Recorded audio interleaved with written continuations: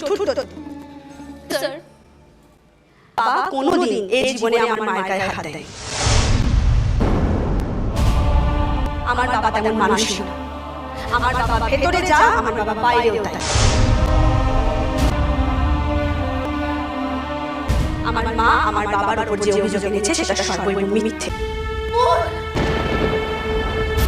বরং আমার বাবা তার অপরাধ বোধের কারণে শ্রাবণ নিজের ইচ্ছেকে প্রাধান্য না দিয়ে আমার মায়ের ইচ্ছেকে প্রাধান্য দিয়েছে।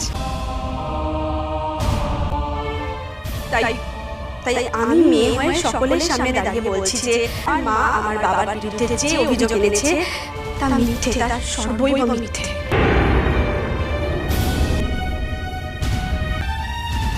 স্যার, আজকের এই বিয়ের বাড়িতে, এই আনন্দ অনুষ্ঠানে, এই অনুষ্ঠানের কথা ভেবে আমার মনে হয় আপনাদের প্লিজ এখান থেকে চলে যাওয়া উচিত।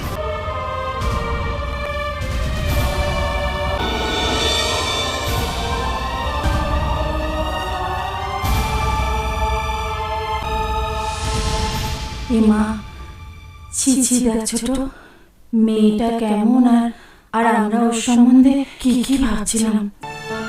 আমি তোমাকে বলেছিলাম না মিস্ত্রি ভাই, কমলিকা খুব মেয়ে নয় গো। অপলক, দাদা মেয়েটাকে অন্তর থেকে আশীর্বাদ করছি।